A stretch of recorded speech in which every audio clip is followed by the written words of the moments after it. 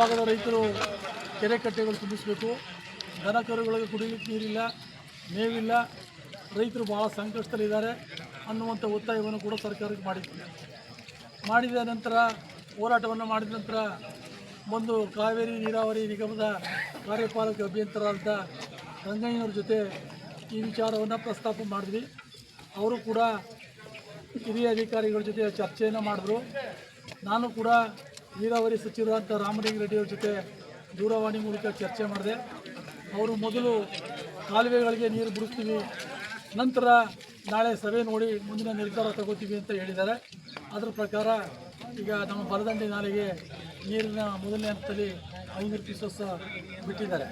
ಸಂಜೆ ತನಕ ಮತ್ತೆ 500 ಕ್ಯೂಸೆಸ್ ಜಾಸ್ತಿ ಮಾಡಿ ಹಂತವಾಗಿ ನೀರನ್ನ ಬಿಡ್ತೀವಿ ಅಂತ ಹೇಳಿದ್ದಾರೆ. ರೈತರು ಕೂಡ ಈ ನೀರು ಎಷ್ಟು ಅಮೂಲ್ಯವಾದದ್ದು ಅಂತ ಅರ್ಥ ಮಾಡ್ಕೋಬೇಕು. 2 ತಿಂಗಳಿಂದ ಮಳೆ ಇಲ್ಲದೆ ನಾವೆಲ್ಲ ಎಷ್ಟು ಆತಂಕ ಪಟ್ಟಿದ್ವಿ, ಎಷ್ಟು ಕಷ್ಟಪಟ್ಟಿದ್ವಿ. ಇಂಥ ಸಂದರ್ಭದಲ್ಲಿ ನೀರಿನ ಸದ್ಬಳಕೆ ಮಾಡಿಕೊಂಡು ವ್ಯವಸಾಯ ಚಟುವಟಿಕೆಗಳನ್ನ ಮಾಡಬೇಕು. ಮತ್ತು ದನಕರುಗಳ ಕುಡಿಯುವ ನೀರು, ಮೇವು ಬೆಳೀಲಿಕ್ಕೆ ಬೇಕಾದಂಥ ಕಾರ್ಯಗಳನ್ನು ರೂಪಿಸಿಕೊಳ್ಬೇಕು ಅಂತ ತಮ್ಮೆಲ್ಲರ ಪರವಾಗಿ ತಮ್ಮೆಲ್ಲರ ವಾಹಿನಿಯ ಮೂಲಕ ರೈತರಲ್ಲಿ ಮನವಿಯನ್ನು ಮಾಡಲಿಕ್ಕೆ ಬಯಸ್ತೇನೆ. ರಾಜ್ಯ ಸರ್ಕಾರ ನಾಳೆ ಕರೆದಿರ್ತಕ್ಕಂಥ ಸರ್ವಪಕ್ಷಗಳ ಸಭೆಗೆ ರೈತ ಮುಖಂಡರನ್ನ ನಿರ್ಲಕ್ಷ್ಯ ಮಾಡಿದ್ದಾರೆ.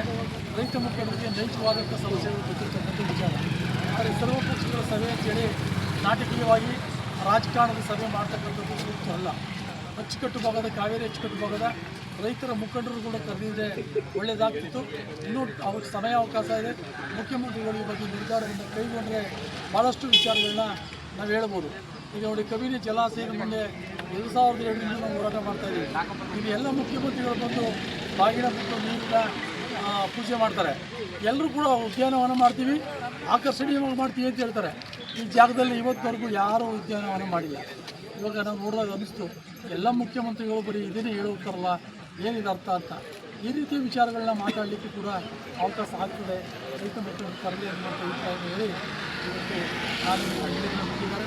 ರೈತರು ಸದ್ಬಳಕೆ ಮಾಡ್ಕೊಳ್ಳಿ ಅಂತ ತಮ್ಮೆಲ್ಲರ ಪರವಾಗಿ ಮನವಿಯನ್ನು ಮಾಡಲಿಕ್ಕೆ ಬಯಸ್ತಾರೆ. ಅಂದರೆ ಇವತ್ತು